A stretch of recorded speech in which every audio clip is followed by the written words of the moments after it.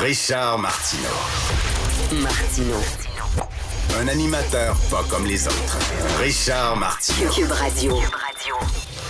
Bon vendredi, bien mérité tout le monde. Alors oui, il y a de la guerre, oui, il y a de l'inflation, oui, c'est l'hiver, oui, il y a toutes sortes de gros problèmes à travers le monde, mais il y a pire.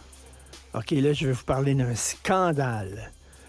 Vous allez peut-être pleurer à la maison. Si vous avez des enfants, s'il vous plaît, tenez-les loin de la radio. Écoutez ça. C'est dans le Devoir, le cahier culturel. C'est la première page du cahier culturel. Un texte qui s'intitule « Entre promotion, fête et malaise ». Et on parle des tapis rouges. Vous savez que les vedettes, quand ils vont voir des shows, ils doivent passer sur le tapis rouge puis se faire photographier. Ils sont tannés de se faire poser des questions insipides. Là, il y en a qui disent « C'est épouvantable, on me demande où c'est que je vais aller en vacances. » Ou « Qui a fait les pantalons que je suis en train de porter. » Ou alors, on me demande d'expliquer c'est quoi mon album en une seule phrase quand je suis sur le tapis rouge, alors que je peux pas résumer mon album et mon œuvre complète en une seule phrase. C'est tellement complexe, c'est tellement... Vous pensez que c'est facile, vous, être des vedettes? Non. Quand ils sont invités gratuitement dans toutes les shows de Montréal, oui, mesdames et messieurs, ils doivent passer sur le tapis rouge. On leur fout un micro sur le nez, puis on leur demande « Pis, as-tu des belles vacances cet été? » Il faut que ça cesse. Il faut que ça cesse, ça, ce massacre.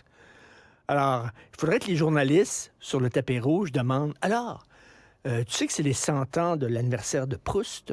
Est-ce que tu as lu À la recherche du temps perdu et qu'est-ce que tu en penses? Est-ce que tu préfères les Rougon-Macquart de Zola À la recherche du temps perdu? C'est ça qu'il faudrait demander aux vedettes. Ben non. Qu'est-ce que tu portes? C'est qui ton couturier? T'es épouvantable. Moi, je vous dis, là, si vos enfants veulent être des vedettes plus tard, non. Dites non à tout prix. Parce qu'ils doivent subir cette torture.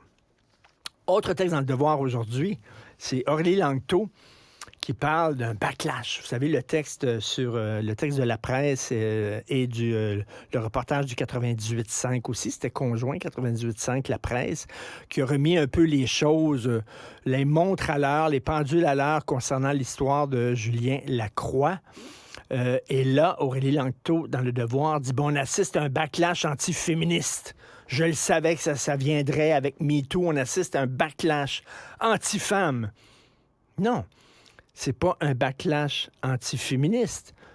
On dit rien qu'il y a des dangers de dérapage, qu'il y a peut-être des gens, puis là, je décolle de l'affaire de Julien Lacroix, mais il y a peut-être des hommes qui peuvent être accusés à tort d'être des agresseurs et que le mot agression est trop large et recouvre autant des viols que des regards insistants, des blagues déplacées ou des crouses de mon oncle. C'est ça qu'on dit. Et j'avais entendu récemment à la télévision une comédienne, Edith Cochrane, qui dit, on lui demandait justement, vous savez, il y a peut-être des hommes qui vont être accusés à tort sur les médias sociaux, puis ça détruit leur carrière, et ça détruit même leur vie de famille. Tu sais, ils ont des problèmes, les enfants ne veulent plus leur parler, leurs femmes les quittent, etc. Ils sont persona non grata. Elle a dit, c'est des dommages collatéraux. Tout, des dommages collatéraux. Puis si ça arrivait à son frère, si ça arrivait à son chum, si ça arrivait à son père, est-ce qu'elle dirait, oh, c'est des dommages collatéraux? Ben oui, ils vont avoir des gens, des gars, qui vont peut-être, ils n'auront plus de carrière, ça sera une erreur, ils vont tout perdre. Ben oui, mais qu'est-ce que vous voulez? Ça arrive, on ne fait pas d'omelette sans casser des œufs. Je suis désolé. Désolé, mais c'est grave.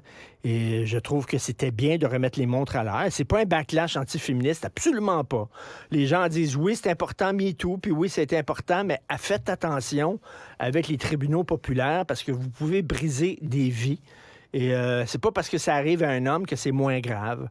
Alors, Aurélie Langto aujourd'hui a dit non, c'est du backlash antiféministe. Je suis désolé, absolument pas. Si c'est vrai qu'on aime autant